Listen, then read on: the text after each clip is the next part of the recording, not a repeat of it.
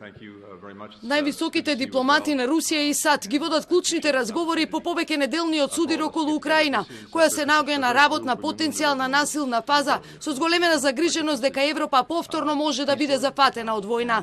Доколку и еден руски војник ја премине украинската граница, ќе го сметаме за напад. Ова е предупредувањето до Русија од американскиот државен секретар Ентони Блинкен, кој денеска е на средба со рускиот министер за надворешни работи Сергеј Лавров токму во Женева, некогаш клучната раскрсница на студената војна.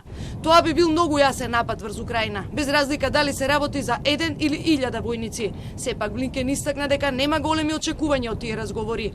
Официјални лица од Стејт департментот велат дека Блинкен денеска во Женева ќе настојува на Лавров да му понуди политичка деескалација за да се ублажат тензиите. Во исто време рускиот претседател Владимир Путин упати барања до Западот, меѓу кои и да се спречи Украина да се придружи на НАТО. Тој исто така сака заштитниот одбранбен сојуз да ги напушти војните активности во Источна Европа, но за тоа не доби никакви уверувања.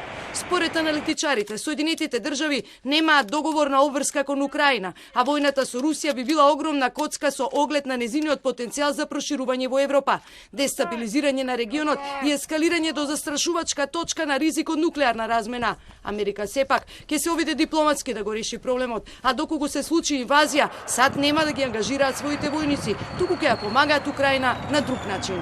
If there is a Russian invasion, there could be an organized Ukrainian resistance, and U.S. has not, the Biden administration has not said publicly and explicitly that they would help, but that is one thing that could be done. But under any circumstance, it would not be expected that U.S. troops would become involved, except to the extent that if there is support for a resistance or an insurgency, one could imagine that U.S. troops would be providing, transporting material to Ukraine. There's always a possibility of somehow getting drawn in, but that would not be the intention. По разговорите во Берлин со британските, француските и германските официјалници, Блинкен рече дека допуштањето на руски напад во Украина сите ќе не повлече во многу поопасно и нестабилно време со закана за сеопшта војна.